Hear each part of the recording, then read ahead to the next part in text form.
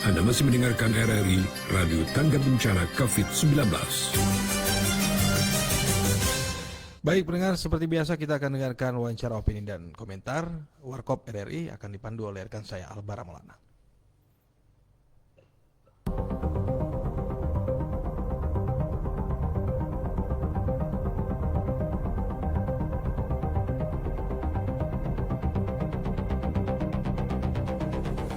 Saatnya Anda ikuti Warkop RRI, wawancara, komentar, dan opini. Informasi hangat Anda dapatkan hari ini di RRI Lok Semawe.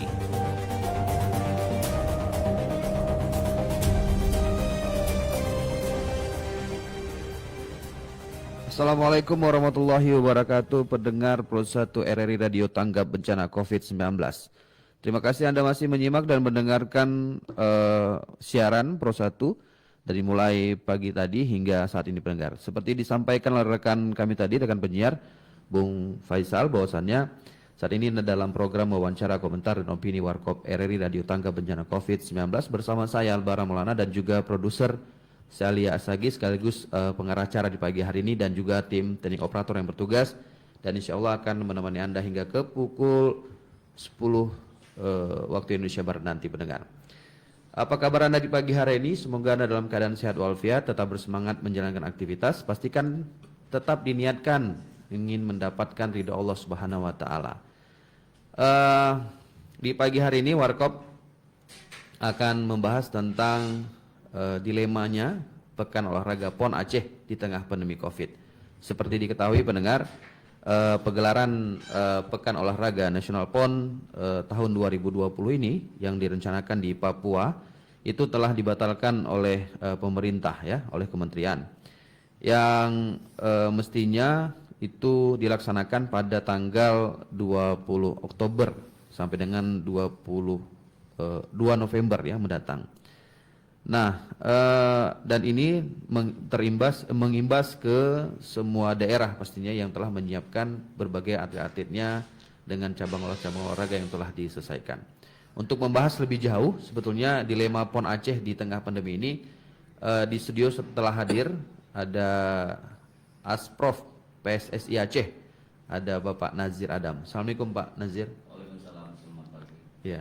Kemudian ada Pak Azhar. Beliau adalah seorang pelatih PSSI ya. Kemudian seharusnya juga ada Pak Rahman Biro di sini yang akan berbincang bersama kita, namun beliau masih mungkin dalam perjalanan. Dan juga nanti ada narasumber lain yang akan kita ajak berbincang di pagi hari ini. Ini khusus untuk soal sepak bola pastinya di tengah pandemi, dilema PON Aceh di tengah pandemi. Nah, apa yang menjadi sorotan dari dari PSSI Aceh sendiri ini terhadap soal dilema PON Aceh di tengah pandemi ini, Pak Nazir? Pak Nazir. Ya, Assalamualaikum warahmatullahi wabarakatuh. Waalaikumsalam. Bagi PSSI ini kan sebagai organisasi yang mengelola sepak bola khususnya, dan PON Aceh ini merupakan sebuah tim yang kita persiapkan untuk menghadapi event nasional yang akan berlangsung yang sekiannya itu pada Oktober 2020. Tapi karena COVID-19 pemerintah menunda kegiatan PON 2020 ini sampai dengan Oktober 2021 nanti ke depan. PSSI menghadapi ini tentunya harus punya sikap tertentu karena yang mempersiapkan tim akan ke Papua itu adalah PSSI. Meskipun ini menjadi sebuah tim bersama yang dipandu secara keseluruhan oleh KONI Aceh, tapi secara teknis, secara lebih detail bagaimana tim PSSI punya tanggung jawab yang besar di situ. Iya. Jadi dengan kondisi pandemi COVID-19 ini, PSSI sendiri ya sedikit dilema, yang terutama bagaimana mempersiapkan anak-anak tetap fit sampai dengan 2021. Ini tidak mudah tentunya. Betul. Eh, Seorang atlet itu kan harus selalu punya fisik yang fit ya. Benar. Tapi kalau terus beristirahat sampai dengan sampai dengan kapan kita juga tidak tahu. Iya. Karena COVID-19 tidak tahu kapan berakhir, tentunya kita tidak akan bisa berdiam diri. Dan sejauh ini memang anak-anak sedang istirahat atau memang di karantina? Sebelumnya kita sempat bingung ya bagaimana harus. Artinya karena mempersiapkan anak sampai dengan tahun 2021 ini juga ini kan timnya juga berkaitan dengan pendanaan yang yang digelontorkan oleh pemerintah sendiri. Iya. Jadi peran pemerintah sementara untuk menghadapi pandemi COVID-19 ini kan punya protokol kesehatan yang harus dijalankan oleh semua Benar. komponen masyarakat, termasuk sepak bola. Meskipun tim sepak bola membawa nama daerah, tapi kan pemerintah juga tidak mau ngambil resiko. Dan kita juga tidak akan berani mengambil resiko terhadap anak-anak kalau tidak punya aturan protokoler yang jelas untuk pelatihan anak-anak kita bawa keluar atau bagaimana. Nah inilah yang kita rembuk di internal, bagaimana kurikulum pelatihan persiapan anak-anak untuk tetap dalam kondisi yang fit, tapi skillnya juga tetap bertambah. Pelatih mempersiapkan kurikulum dan kita tawarkanlah ke KONI bahwa kita punya kurikulum COVID-19 dalam mempersiapkan anak-anak sampai dengan minimal sekarang sampai dengan akhir 2020 lah. Sudah pengajuan kurikulum Sudah. Jadi pelatih kurikulumnya kan sama pelatih.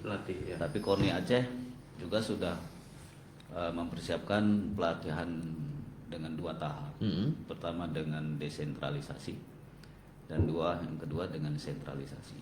Desentralisasi tahap pertama itu sudah berjalan. Dalam masa pandemi ini anak-anak disuruh berlatih secara mandiri. Itu selama 4 bulan kemarin. Jadi berlatih sendiri di rumah. Ya, ini berjalan sudah 4 bulan. Sudah 4 bulan. 4 bulan kemarin. Seharusnya mereka dalam karantina di dalam. Iya. Tapi kan nggak bisa karantina kan bukan tidur. Iya. Jadi kita tidak menginginkan anak-anak karantina itu tidur. Betul. Maka KONI membuat 2 tahapan pelatihan desentralisasi. Artinya anak-anak tetap di rumah, latihan mandiri dan melaporkan perkembangannya sendiri kepada pelatih, kepada KONI Aceh dan kepada kita PSSI terhadap perkembangan anak-anak ini 4 bulan dan ini sudah selesai. Sekarang memasuki tahap sentralisasi, artinya kalau terus desentralisasi juga tidak, namanya kan seorang atlet itu kan harus disiplin. Biasanya kalau disiplin itu kalau latihan sendiri tidak begitu maksimal, apalagi tidak dipantau, tidak langsung, tidak pelatihnya tidak berada di samping. Iya. Nah, sekarang makanya perlu tahapan sentralisasi untuk langsung termasuk mengevaluasi lah masa 4 bulan desentralisasi yang dilakukan pelatihan sendiri oleh anak-anak, sejauh mana perkembangannya. Sekarang konsentrasi anak-anak di satu tempat, kita konsentrasikan di satu tempat, melihat perkembangan anak-anak langsung selama 4 bulan sebelumnya, dan sekarang kita karantina anak-anak. Nah ini agak dilema kan mengkarantinakan anak-anak dalam masa sentralisasi kan ya. Sentralisasi kan harus dikonsentrasikan anak-anak di satu tempat dengan pelatihan yang dibimbing langsung oleh pelatih. Nah, dilema dengan pandemi COVID-19, anak-anak ini akan bersentuhan karena antara anak-anak sendiri, antara atlet sendiri, dan dengan publik. Tapi kan mereka pastinya sebelum disentralisasi ataupun di karantina kan sudah melakukan proses pengecekan segala macam. Ya itulah yang kita lakukan awalnya.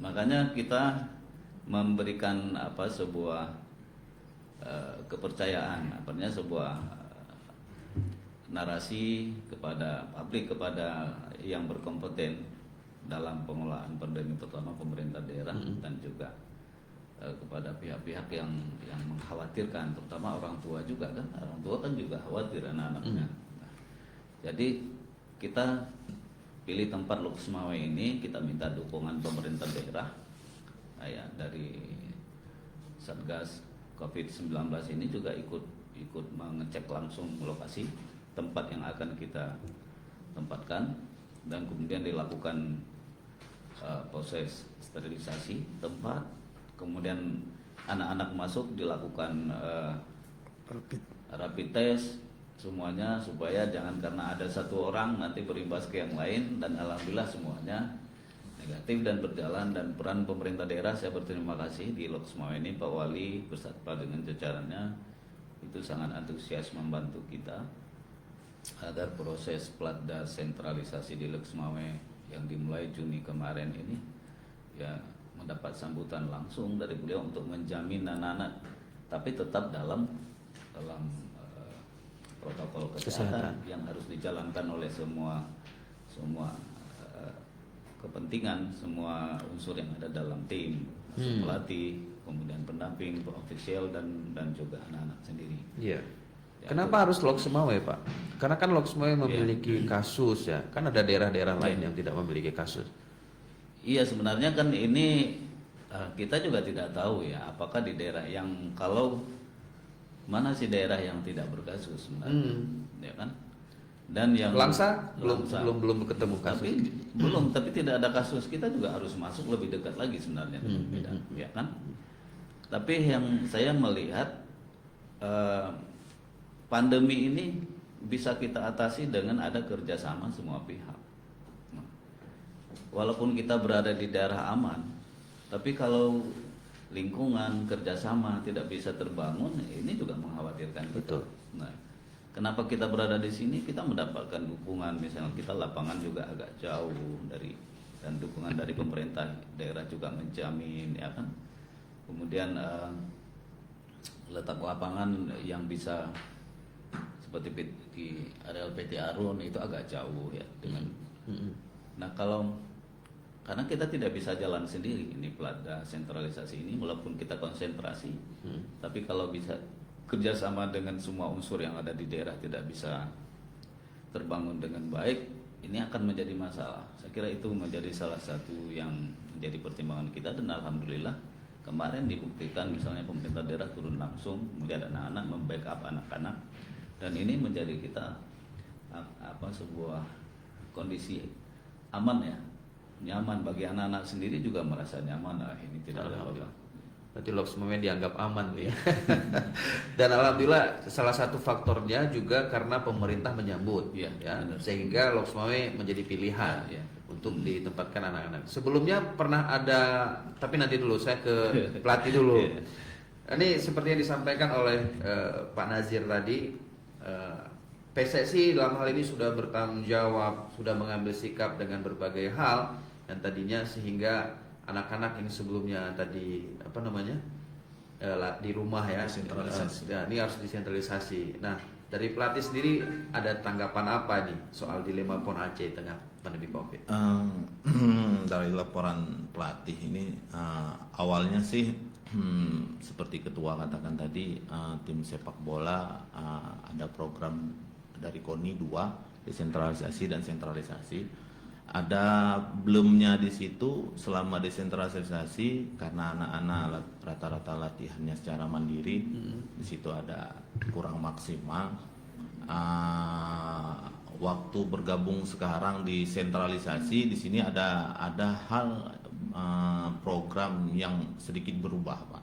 Sedikit berubah di sini karena problemnya anak-anak selama latihan desentralisasi karena tidak maksimal memiliki berat badan yang tidak ideal.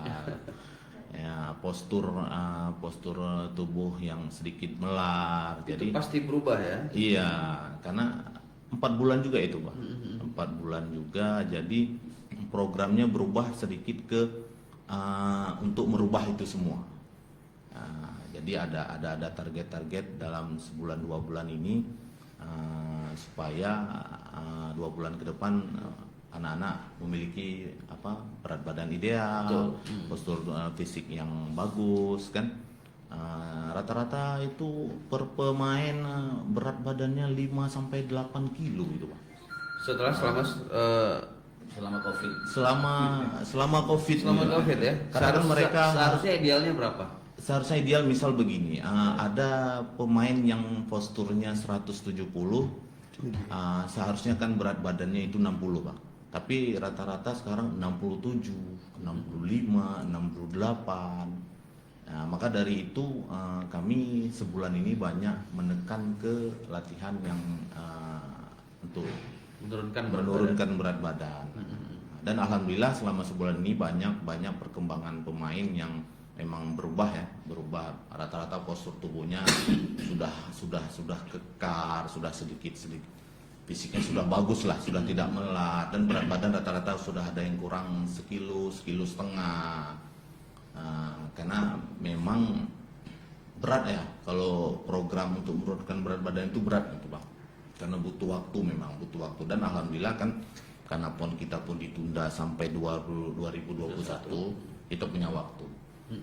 Karena bagaimanapun sepak bola harus punya program perencanaan yang matang lah Bang, supaya hasilnya kita maksimal. Ini rata-rata pemain kita, anak-anak kita dari mana saja? Maksudnya dari daerah-daerah mana saja? Merata. Ada dari Langsa, dari Aceh Utara, Luxmawe, Banda Aceh, Aceh Besar, Singkil. Berarti hampir seluruh banyak ya? Rata-rata. Hampir seluruh merata. Betul. Dan ini bagaimana komunikasinya? Mereka kan di masing-masing. Kemarin waktu masa desentralisasi saya memberikan program per minggu, ada per bulan. Jadi mereka melakukannya secara video mengirim kepada saya. Ya, waktu itu pun sempat juga melakukan pakai via Zoom ya. Sampai segitunya ya? Ya, emang harus terkontrol. Tapi yang namanya latihan sendiri itu memang tidak maksimal. Seperti yang ketua katakan tadi, emang kalau tidak terkontrol anak-anak ini tidak memaksakan diri, sedikit capek mungkin sudahlah. Tapi kalau ada pelatih kan mungkin ada penekanan, ada keseriusan di situ. Iya. Tadi soal berat badan tadi yang menjadi fokus. Nah setelah itu apa lagi yang harus dipersiapkan? Saya punya beberapa topik. Rencananya kemarin bulan pertama per minggu ada topik menyerang gitu kan, masuk ke taktik kan. Tapi saya ganti, kenapa? Ya problem yang tadi bulan pertama saya banyak menyentuh ke fisik, bulan kedua sedikit fisik dan taktikal. Karena kenapa? Karena ke depan kami akan melakukan beberapa uji coba. Sebagai daya ukur ya, sebagai evaluasi ke depan, bagian mana sih, unit yang mana sih yang harus ada perubahan. Betul. Nah, program selanjutnya bagaimana sih? Jadi kita melihat dari taktikal di pertandingan uji coba nanti. Ini sudah bertemu sama mereka pelatih? Sama lawan. Sama anak-anak? Sudah. Makanya seperti saya katakan tadi sudah sebulan kami di sini. Oh sudah sebulan. Dan alhamdulillah ini kita berjalan ke bulan kedua ya, baru berjalan bulan kedua. Jadi saat ini di Loksme di mananya mereka? Di Hotel Kutakarang. Hotel Kutakarang. Hotel Kutakarang. Dan latihan ada dua opsi. Sementara ini ada di Stadion Tunas Bangsa dan Stadion PT Arun. Ada dua tempat ya? Ada dua tempat. Ya, nanti kalau bosan di Tunas Bangsa bisa ke Arun bisa ke Tunas Bangsa seperti itu. Baik. Ini setelah tadi berat badan, terus fisik dan taktik ya, dan kemudian pasti ada lagi. Pasti ada lagi ke depannya itu. Ya biasanya apa yang kita lihat dari hasil uji coba. Kekurangannya apa sih? Kalau dalam sepak bola itu kan berbicara tentang menyerang, bertahan, transisi. Itu kalau dari sisi pelatih ya, menyerang, bertahan, dan apa sih yang kurang? Unit bek kanan misalnya, atau full bek kanan, ataupun unit menyerang, itu saja yang kita rubah itu Bang. Mungkin ke depan mungkin ada pemain yang mungkin progresnya tidak meningkat. Paling itu akan kita lakukan evaluasi, mungkin bisa kita melakukan seleksi ulang untuk posisi yang kurang seperti itu. Ada pemain yang masih belajar Bang, usia belajar, remaja? Ada yang muda, bukan belajar tidak, tapi mungkin ada yang termuda di situ, ada umur yang masih ada yang 2000. Ada beberapa pemain, ada yang tahun 99, ada rata-rata kan umur di PON ini kan 22 ke bawah itu. Iya. Nanti ada yang memang ditentukan 20. Seperti itu. Iya. Tidak ada yang melebihi itu, tapi kalau yang di bawah itu ada beberapa, ada 2-3 orang lah. Ada yang umur 19 dan 20 ada. Iya. Cuman main bolanya potensinya itu sangat bagus sekali, makanya dia terpilih. Ada hal yang paling krusial lagi yang harus diperhatikan oleh pemerintah dalam hal ini juga KONI, mungkin PSSI untuk pastinya apa kira-kira? Kami sangat dengan masalah pandemi COVID-19 ini ya pastinya dukungan tempat lah. Dukungan tempat. Saya berharap mungkin di tempat-tempat lain juga sangat mendukung kami, seperti Luxmawe ini saya mengucapkan terima kasih, nyambutannya luar biasa. Ya saya berharap di kota saya juga, Kota Langsa, wali kotanya juga seperti wali kota Luxmawe menyambut kami, menerima kami. Ada anak dia di situ ya? Oh, anak Langsa ada. Malah saya orang Langsa. Oh ya, pelatihnya orang Langsa langsung. Iya, jadi saya sangat berharap seperti itu, dukungan ya. Ya dukungan kan tidak harus bersifat materi, tapi bersikap moral juga ya. Moral ya, seperti itulah saya harap dari pemerintah seperti itu. Fasilitas misalnya seperti untuk alat-alat latihan yang diperlukan di lapangan apa udah terlengkapi? Alhamdulillah alat-alat latihan sudah ada. Memang sudah tanggung jawab KONI ya, mempersiapkan kepada Asprov, sudah menyerahkan kepada Asprov, dan alhamdulillah gampang kalau apa yang saya butuh, apa yang kami butuh pelatih tinggal langsung disediakan. Ya langsung disediakan, alhamdulillah langsung disediakan. Ya kedepannya paling program-program Pak kami karena dengan waktu yang lama kami pengenlah suasana baru, mungkin ke depan pindah ke Banda Aceh, mungkin ke depannya lagi pindah ke Sigli ataupun ke Singkil ataupun ke Langsa, seperti itulah yang kami harapkan ke depannya. Ini penyeleksian pemain ini sudah berjalan berapa lama? Sehingga mereka bersatu ini. Alhamdulillah tim PON ini tim yang menjuarai Porwil kemarin, Pak. Oh.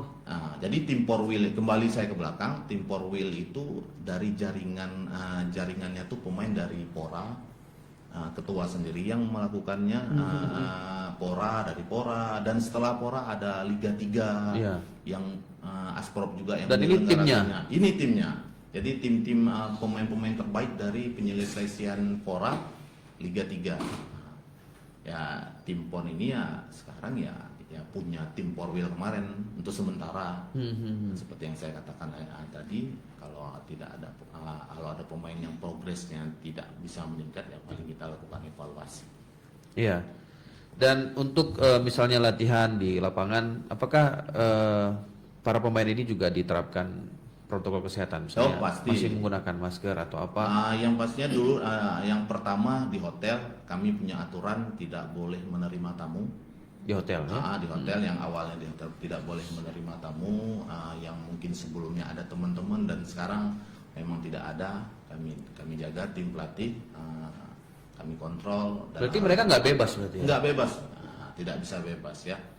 Karena menjaga ini semua supaya kami juga bekerja dengan baik, tidak ada masalah ke depannya.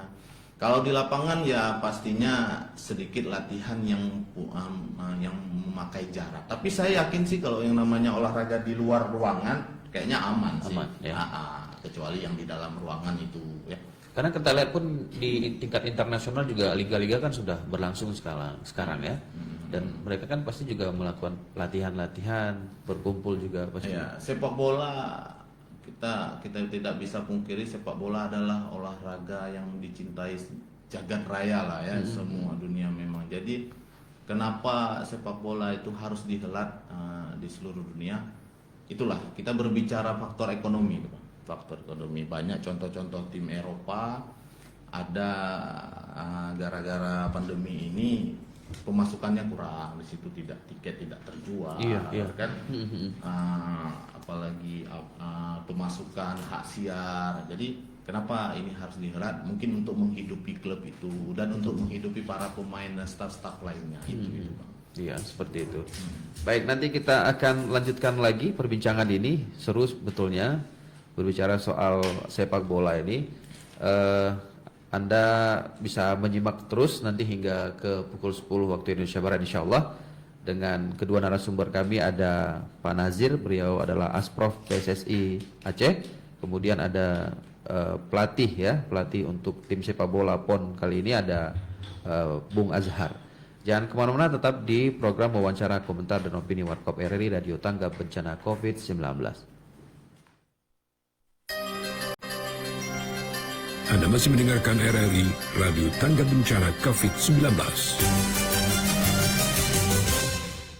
Pendengar, Anda masih bersama kami di wawancara komentar dan opini Warkop RRI Radio Tanggap Bencana COVID-19 bersama saya Albara Maulana, dan juga narasumber kami di pagi hari ini ada Pak Nazir Adam, beliau adalah Asprop PSSI Aceh. Kemudian ada Bung Azhar, beliau adalah pelatih untuk tim sepak bola PON kali ini. Judul topik pagi hari ini kita angkat ialah dilema PON Aceh di tengah pandemi. Tadi sudah disampaikan di awal-awal perbincangan ini oleh Pak Nazir bagaimana support dan dukungan yang diberikan oleh PSSI untuk perkembangan dan menjaga soal tim sepak bola untuk Aceh ya. Baik, tadi Pak Nazir, Bung Azhar pelatih sudah menyampaikan beberapa hal yang perlu menjadi perhatian sebetulnya oleh PSSI mungkin terkait soal tadi berat badan, kemudian tadi tempat penginapan juga sudah disiapkan, dan ada hal-hal lain yang juga tadi seperti fisik, taktik juga yang ini. Dan dukungan dari Asprop PSSI untuk hal-hal ini misalnya seperti berat badan ya, mungkin soal makanan, ini juga ditanggung jawab PSSI atau bagaimana? Untuk ya sebenarnya sudah dijelaskan tadi oleh pelatih Coach Azhar bahwa anak-anak ini kalau tidak diawasi secara langsung, terutama sekali berdampak sekali terhadap fisik anak-anak. Dan untuk menormalkan kembali ini tentu tidak mudah. Yeah. Tidak mudah, butuh proses, dan inilah yang dalam proses sentralisasi ini seperti sudah disampaikan tadi, anak-anak kelebihan berat badan sampai 7-8 kilo. Nah, ini sangat tidak menguntungkan bagi seorang atlet dan tidak gampang untuk menormalkan kembali. Makanya butuh menu makanan, cara pelatihan, kurikulum pelatihan oleh pelatih, dan juga penyiapan menu makanan yang sesuai dengan target yang ingin dicapai.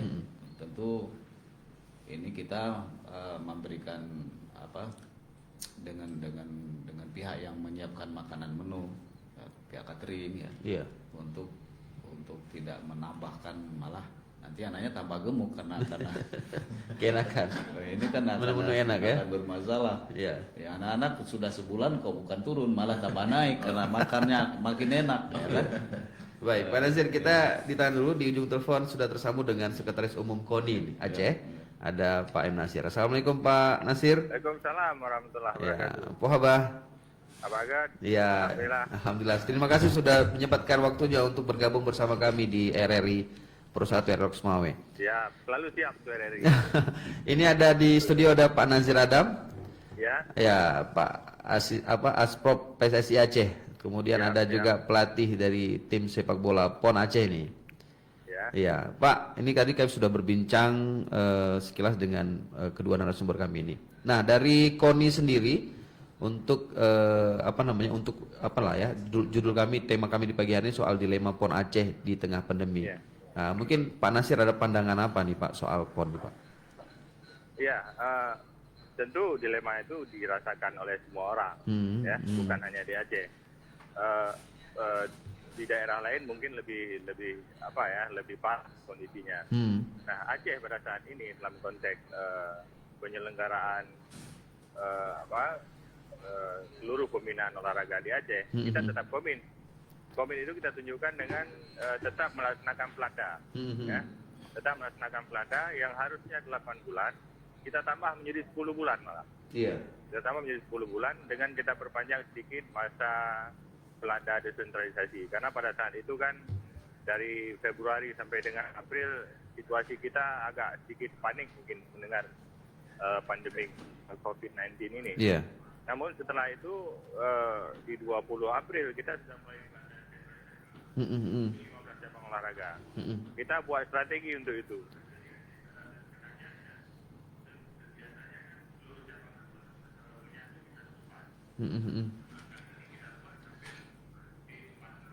Di 4 tempat. Ada sepak bola di Lut Mawe.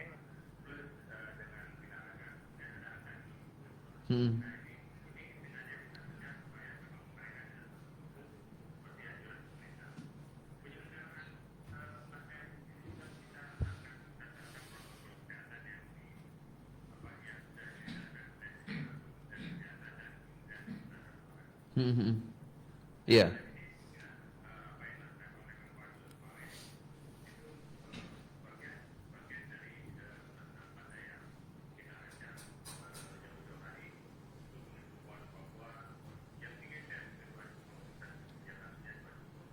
Iya. Apa support dari KONI sendiri agar setiap cabang olahraga yang ikut andil dalam PON Aceh ini supaya tambah semangat ini?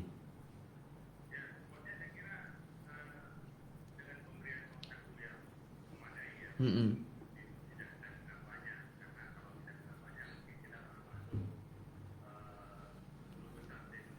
Mm-mm.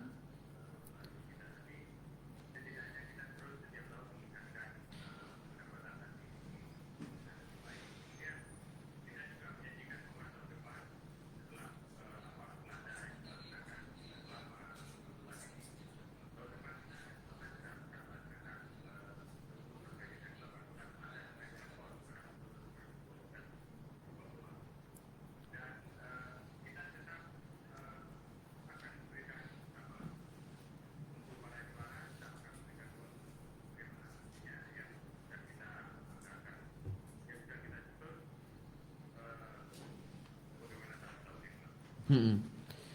Iya, ada harapan misalnya dari KONI sendiri ini khususnya untuk PSSI, untuk sepak bola yang saat ini para tim sedang berada di Loks Mawai untuk melakukan latihan nih Pak. Mm-mm.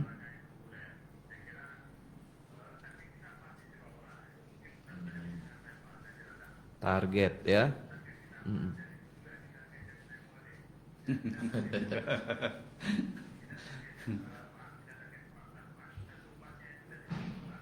Wah.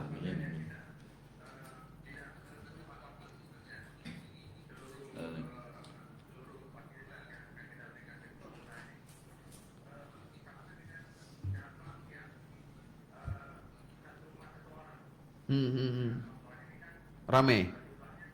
Betul.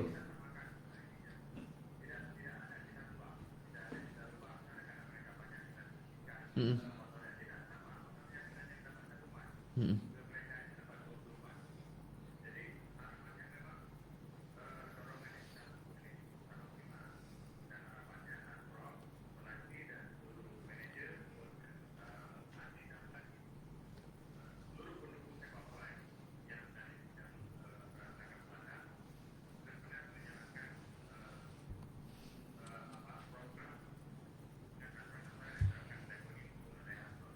Iya, ada bonus juga nanti untuk tim sepak bola ini kalau mereka juara.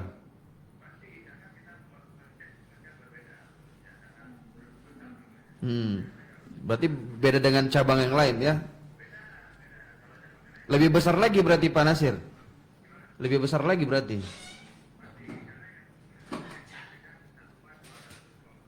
Hmm, hmm, hmm.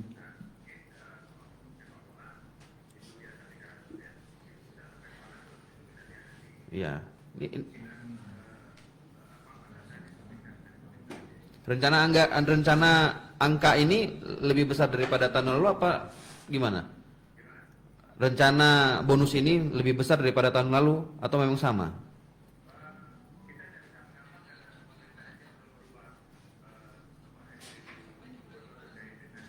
Hmm, hmm.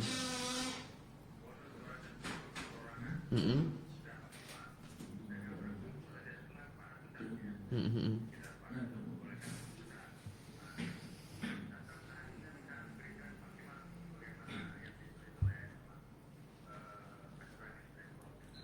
Iya. Baik, mungkin Pak Nasir, Adam ada yang ingin disampaikan kepada Pak Nasir nih. Kebetulan ada sama kita. Bagaimana kondisi Loks Mawai saat ini tim-tim